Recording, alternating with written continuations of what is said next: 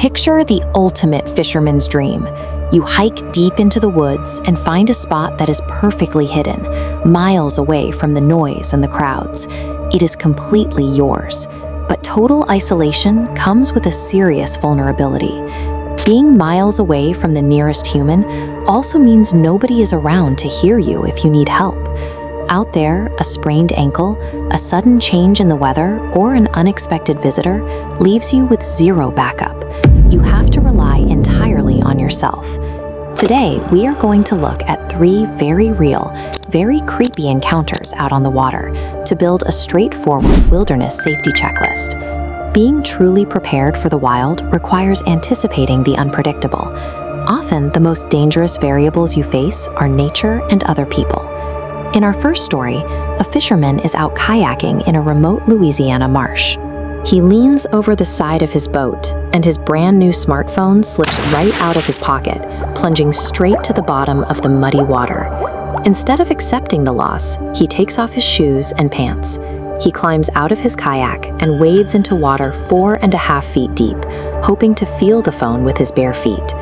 This diagram shows a cross-section of a typical marsh floor.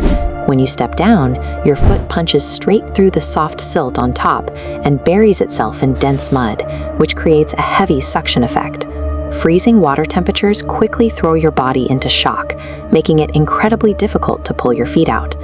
Being physically stuck means you cannot react to steep drop-offs on the water floor and leaves you completely defenseless against any wildlife swimming around your legs. While feeling around in the dark water, something large wrapped tightly around the fisherman's ankle. It violently yanked him completely underwater. He fought blindly, kicking in the muck until he broke free and scrambled onto his kayak. He never figured out what grabbed him. Rule number 1 of our checklist: if your gear falls into murky water, let it sink. No physical object is worth risking your life to retrieve.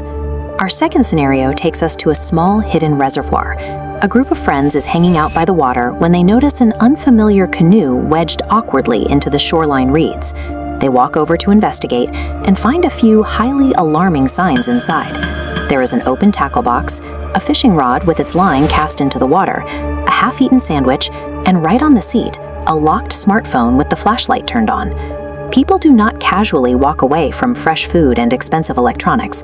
Leaving these specific items behind implies the person fled in a total panic, or someone forced them to leave.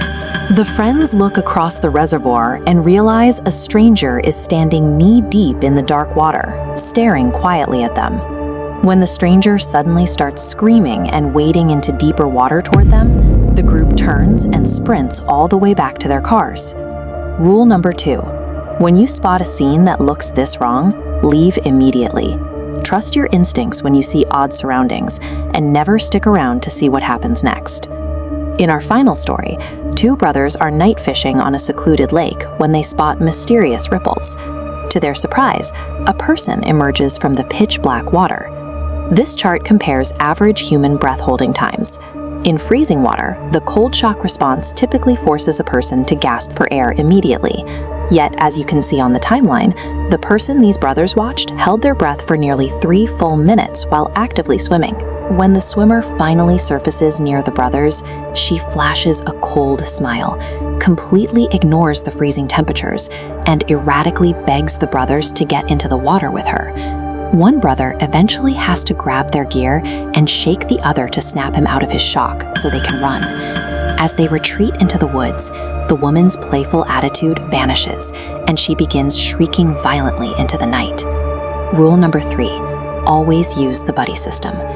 When faced with bizarre human behavior, you might find yourself frozen in confusion. Having a partner provides someone who can literally pull you away when your own mind is trying to process a situation that doesn't make sense. Looking at all 3 of these encounters, a clear lesson emerges. The absolute best survival tool you have in the wild is your own situational awareness. That creeping feeling of dread you get when a situation feels wrong is a highly evolved defense mechanism. Your brain is actively identifying subtle threats before your conscious mind can put them into words. Let's review our checklist. Rule 1: let lost gear stay lost. Rule 2: if the environment shows strange sightings or odd surroundings, do not investigate. And rule 3, never go completely alone, and do not try to rationalize erratic human behavior. Nature commands respect. Finding a quiet spot to fish is a wonderful experience, so protect your peace. Keep your wits about you, trust your gut, and always know exactly when to walk away.